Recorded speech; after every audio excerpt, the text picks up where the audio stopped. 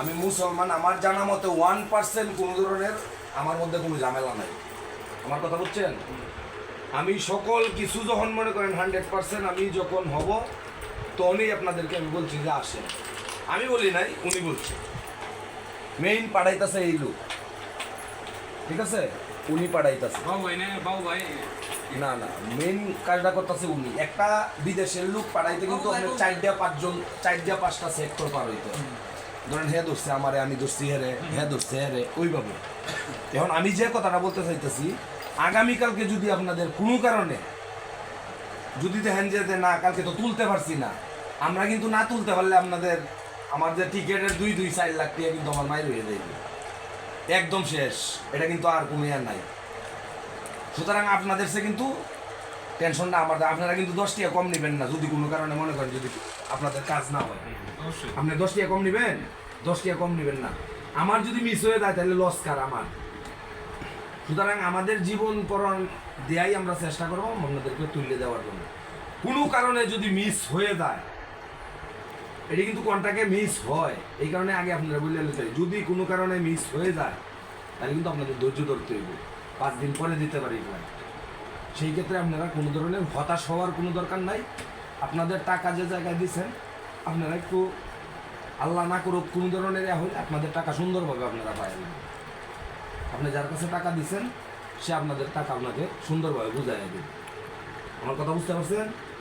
যে টাকাটা তো উনি তো মনে করেন যে আগামীকালকে যা আছে সব লেনদেন হয়ে যাবে।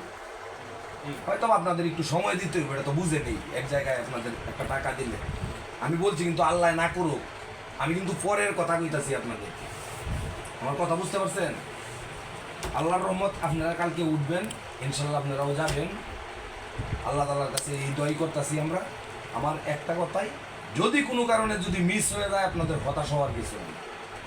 হয়তো আপনার 5 দিন পরে ফ্লাইট হইতে পারে, রিটার্ন আসতে হতো। এক্সাম্পল এটা মানে উদাহরণ দিলাম, কোনো সমস্যা হয়ে গেলে আমরা তো রিটার্ন দিয়ে দিব। হ্যাঁ, রিটার্ন দিব না, আমরা তো ভিতরেই ঢুকতে পারবেন না শিডিউল না হইলে। আমরা এই টিকিটটা আপনার 100% কনফার্ম টিকিট হইলো 5 থেকে 7 ঘন্টা আগে। কথা বুঝছেন? যখন ওই দিক দিয়ে সব কিছু সে কনফার্ম হয়ে যাবে তখন আমাদেরকে কনফার্ম হয়ে দেবে। দেখা গেল কালকে আপনার আমাদেরকে 3টার সময় ফোন দেওয়া অথবা 2টার সময় ফোন দিয়ে কইলো ভাই আজকে শিডিউল বাস 3 দিন পরে হইব। এই জন্য আপনাদের হতাশ হওয়ার কিছু নেই, হুজুরকে গালাগালি করার দরকার নেই। ফ্লাইট উঠবে 100%, আল্লাহ যদি বাঁচায় ইনশাআল্লাহ ফ্লাইট 100% উঠাবো। আমার কথাটা বুঝছেন?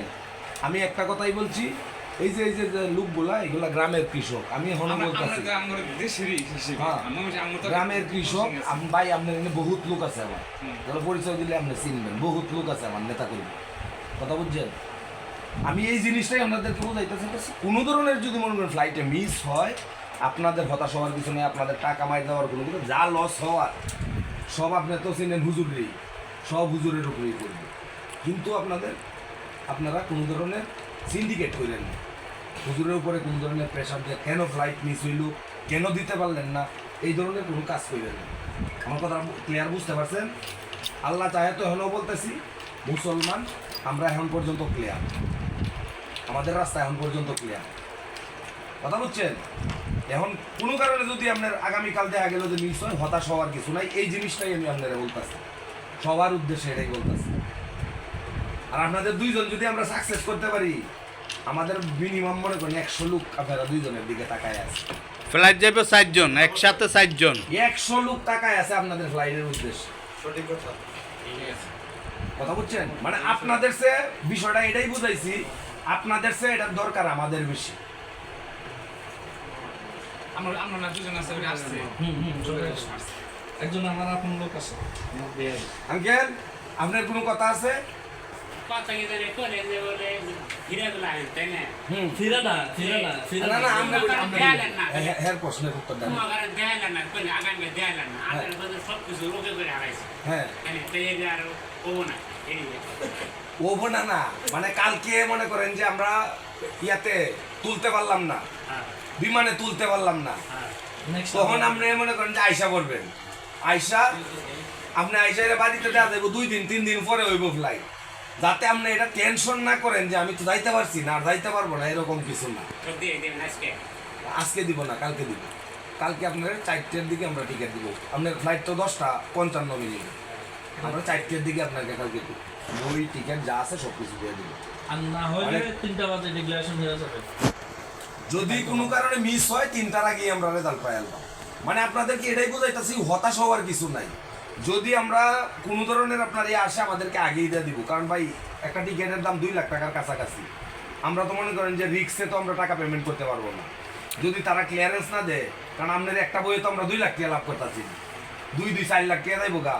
আপনি যাবেন আপনার রিক্স হইলে এনে 10 টাকা কামানোর জন্যই এনে বইছি, তাই না? 10 টাকা কামানোর জন্য আপনারা বিশ্বাস রাখেন, আপনারা এলাকার মানুষ বিশ্বাস রাখেন যে কাজটা স্বচ্ছতার মাধ্যমে আপনাদেরকে করার চেষ্টা করতেছি। যদি কোনো কারণে মিস হয় আপনাদের বইয়ের কিছু নেই, আপনারা সরাসরি বাড়িতে চলে যাবেন। আমি যে দিন বলবো ওই দিন এসে আর আমার সাথে কথা না বললে আপনার কোনো সামনের কোনো কাজে আর আগাবেন না।